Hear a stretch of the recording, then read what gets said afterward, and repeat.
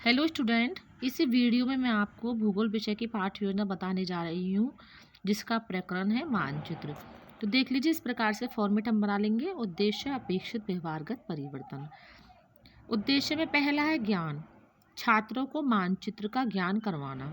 अपेक्षित व्यवहारगत परिवर्तन में लिखेंगे हम, पहला पॉइंट है छात्र मानचित्र की अवधारणा, मानचित्र के प्रकार, मानचित्र की विशेषताओं का प्रत्यास्मरण कर सकेंगे। दूसरा पॉइंट है छात्र मानचित्रों की अवधारणा, मानचित्र की विशेषताओं का प्रत्याभिज्ञान कर सकेंगे। अब देखते हैं अगला उद्देश्य, अवबोध, छात्रों को मानचित्र से संबंधित तथ्यों का अवबोध करवाना। अपेक्षित व्यवहारगत परिवर्तन में देखते हैं हम, पहला पॉइंट है छात्र मानचित्र की अवधारणा के प्रकार, मानचित्र की विशेषताओं की व्याख्या कर सकेंगे। दूसरा पॉइंट है छात्र विभिन्न प्रकार के मानचित्रों की व्याख्या कर सकेंगे। अब हम देखते हैं तीसरा उद्देश्य है प्रयोगात्मक, छात्रों को मानचित्र से संबंधित ज्ञान का उपयोग करवाना। अपेक्षित व्यवहारगत परिवर्तन में देखते हैं, पहला पॉइंट है छात्र मानचित्र की अवधारणा, मानचित्र के प्रकार, मानचित्र की विशेषताओं का अध्ययन कर दैनिक जीवन में उपयोग कर सकेंगे। फिर तीसरा है, इसमें दूसरा पॉइंट है छात्र मानचित्र की अवधारणा, मानचित्र की विशेषताओं का उपयोग नवीन परिस्थितियों में कर सकेंगे। अब देखते हैं चौथा उद्देश्य कौशल, छात्रों को मानचित्र से संबंधित तथ्यों के बारे में रुचि विकसित करवाना। अपेक्षित व्यवहारगत परिवर्तन में पहला पॉइंट हम देखते हैं छात्र मानचित्र का अध्ययन कर रुचि विकसित कर सकेंगे, छात्र मानचित्र से संबंधित सारणी बना सकेंगे। अब देखते हैं अगला उद्देश्य है अभिरुचि, छात्रों को मानचित्र से संबंधित चार्ट सारणी बनाने की कुशलता विकसित करवाना। अपेक्षित व्यवहारगत परिवर्तन में देखते हैं हम, पहला पॉइंट है छात्र मानचित्र से संबंधित तथ्यों की सारणी बना सकेंगे। दूसरा, छात्र मानचित्र से संबंधित तथ्यों का संकलन कर सकेंगे। अब अगला उद्देश्य है अभिवृत्ति, छात्रों को मानचित्र से संबंधित सकारात्मक दृष्टिकोण विकसित करवाना। अपेक्षित व्यवहारगत परिवर्तन में देखते हैं छात्र मानचित्र से संबंधित तथ्यों के बारे में विश्वसनीय दृष्टिकोण विकसित कर सकेंगे। अब देखते हैं सहायक सामग्री, मानचित्र, चित्र, चार्ट, लपेट फलक, संकेतक तथा अन्य कक्षा शिक्षण उपयोगी सहायक सामग्री। पूर्व ज्ञान, छात्र मानचित्र के बारे में सामान्य जानकारी रखते हैं। अब हम देखते हैं आगे प्रस्तावना में इस प्रकार से फॉर्मेट हम बना लेंगे, छात्र अध्यापिका क्रिया, छात्र क्रिया। छात्र अध्यापिका क्रिया में पहला प्रश्न है सौर मंडल में कितने ग्रह हैं।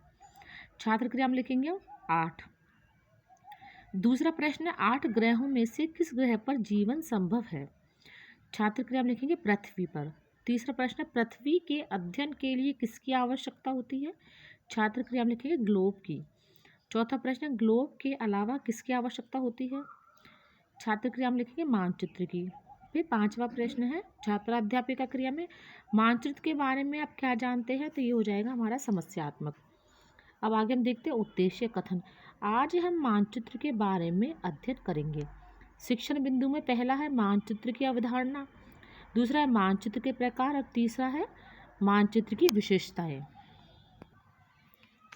अब आगे देख लीजिए, इस प्रकार से फॉर्मेट हम बना लेंगे, शिक्षण बिंदु, छात्रा अध्यापिका क्रिया, छात्र क्रिया, विधि प्रविधि, सहायक सामग्री और शामपट सार। शिक्षण बिंदु में पहला शिक्षण बिंदु है मानचित्र की अवधारणा। अब छात्रा अध्यापिका क्रिया में हम विकासात्मक प्रश्न लिखेंगे, जिसमें पहला प्रश्न लिखेंगे ग्लोब क्या है। छात्र क्रिया में लिखेंगे पृथ्वी का छोटा प्रतिरूप।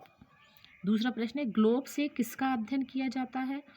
छात्र क्रिया में लिखेंगे पृथ्वी का। तीसरा प्रश्न है पृथ्वी ग्लोब की सबसे बड़ी कमी क्या है। छात्र क्रिया में लिखेंगे एक स्थान से दूसरे स्थान पर नहीं ले जाया जा सकता।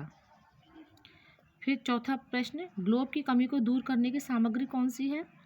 छात्र क्रिया में लिखेंगे मानचित्र। पांचवा प्रश्न, मानचित्र के बारे में आप क्या जानते हैं, तो ये हो जाएगा अस्पष्ट।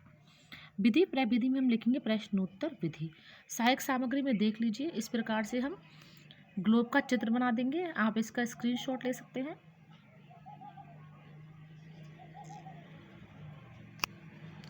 अब देखते हैं छात्रा अध्यापिका कथन, जो कि छात्रा अध्यापिका क्रिया में लिखा जाएगा। मानचित्र पृथ्वी या उसके भाग का द्विआयामी चित्रण है। मानचित्र पर अक्षांश रेखाओं और ध्रुवों को बनाना आसान है। एक स्थान से दूसरे स्थान पर ले जाना आसान है। छात्र क्रिया में हम लिखेंगे, छात्र ध्यान पूर्वक सुनेंगे। विधि प्रविधि में लिखा जाएगा व्याख्या विधि। अब देख लीजिए शामपट्ट कार्य इस प्रकार से ब्लैक शीट पर हम लिखेंगे, मानचित्र द्विआयामी चित्रण अक्षांश रेखा और ध्रुवों को बनाना आसान रहता है। ये हो जाएगा पहला शिक्षण बिंदु। अब हम देखते हैं दूसरा शिक्षण बिंदु, मानचित्र के प्रकार। अब छात्रा अध्यापिका क्रिया में हम प्रश्न लिखेंगे, जिसमें पहला प्रश्न है, ग्लोब की अपेक्षा सबसे अधिक किसका प्रयोग किया जाता है। छात्र क्रिया में लिखेंगे मानचित्र का। दूसरा प्रश्न है, मानचित्र क्या है। छात्र क्रिया में लिखेंगे पृथ्वी की संपूर्ण सतह पर उसके किसी भाग का चित्रण। तीसरा प्रश्न है, मानचित्र कितने भागों को दर्शाता है। छात्र क्रिया में लिखेंगे द्विआयामी भागों को। चौथा प्रश्न, मानचित्र किस पर बनाते हैं। छात्र क्रिया में लिखेंगे हम समतल कागज पर। विधि प्रविधि में आ जाएगा प्रश्नोत्तर विधि। आप देख लीजिए सहायक सामग्री में इस प्रकार से चित्र हम लगाएंगे, आप इसका स्क्रीनशॉट ले सकते हैं। अब शामपट्ट सार में लिखेंगे हम मानचित्र के प्रकार, जिसमें फर्स्ट है भौतिक मानचित्र, दूसरा है राजनैतिक मानचित्र और तीसरा है थीमेटिक मानचित्र। अब आगे देख लीजिए फिर से इसी प्रकार का हम फॉर्मेट बना लेंगे। शिक्षण बिंदु, छात्रा अध्यापिका क्रिया, छात्र क्रिया, विधि प्रविधि, सहायक सामग्री और शामपट्ट कार्य। दूसरे शिक्षण बिंदु का पांचवा प्रश्न है, जो कि हम छात्रा अध्यापिका क्रिया में लिखेंगे, मानचित्र कितने प्रकार के होते हैं। छात्र क्रिया में लिखेंगे हम अस्पष्ट। अब छात्रा अध्यापिका कथन हम छात्रा अध्यापिका क्रिया में लिखेंगे, मानचित्र के कई प्रकार होते हैं, जैसे भौतिक मानचित्र, राजनैतिक मानचित्र और थीमेटिक मानचित्र। छात्र क्रिया में हम लिखेंगे छात्र ध्यानपूर्वक सुनेंगे। विधि प्रविधि में हम लिखेंगे व्याख्या विधि।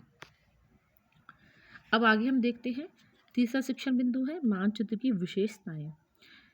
अब छात्रा अध्यापिका क्रिया में हम विकासात्मक प्रश्न लिखेंगे, जिसमें पहला प्रश्न है, प्रस्तुत मानचित्र किसका है।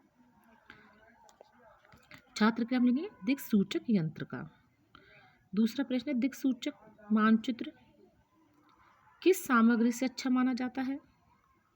छात्र क्रिया में लिखेंगे ग्लोब से। तीसरा प्रश्न है, मानचित्र कितने प्रकार के होते हैं। छात्र क्रिया में लिखेंगे 3 प्रकार के। चौथा प्रश्न, 3 प्रकार कौन कौन से हैं। छात्र क्रिया में लिखेंगे भौतिक, राजनैतिक, थीमेटिक। पांचवा प्रश्न है, मानचित्र की विशेषताएं बताइए। ये हो जाएगा अस्पष्ट। विधि प्रविधि में आ जाएगा प्रश्नोत्तर विधि। अब देख लीजिए सहायक सामग्री हम दिक्सूचक यंत्र का चित्र बनाएंगे, इसका आप स्क्रीनशॉट ले सकते हैं, अच्छे से देख लीजिए।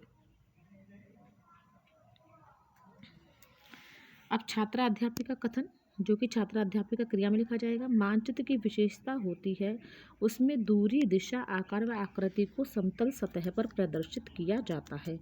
2 स्थानों के मध्य दूरी का पता लगाना मानचित्र की विशेषता है। उत्तर दिशा एन लिखकर इंगित की जाती है।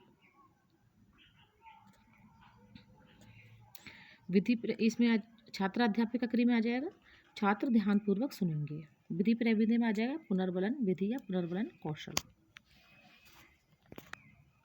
अब आगे देख लीजिए मूल्यांकन प्रश्न लिखेंगे, जिसमें निर्देश नंबर 1, निम्नलिखित प्रश्नों में सही विकल्प का चयन कीजिए। पहला प्रश्न है, पृथ्वी का छोटा प्रतिरूप कौन सा है। ए मानचित्र, व ग्लोब। दूसरा प्रश्न है, मानचित्र कितने प्रकार के होते हैं। ए 2, व 3। निर्देश नंबर 2, निम्नलिखित प्रश्नों में से सही उत्तर का चयन कर रिक्त स्थानों को भरिए। तीसरा प्रश्न है, पृथ्वी की संपूर्ण सतह पर किसी भाग का चित्रण कहलाता है, ग्लोब या मानचित्र। चौथा प्रश्न है, एक स्थान से दूसरे स्थान पर ले जाना आवश्यक है, आसान है, ग्लोब या मानचित्र। निर्देश नंबर 3, निम्न प्रश्नों के उत्तर एक पंक्ति में लिखिए। पांचवा प्रश्न है, मानचित्र किस सामग्री से अच्छा माना जाता है।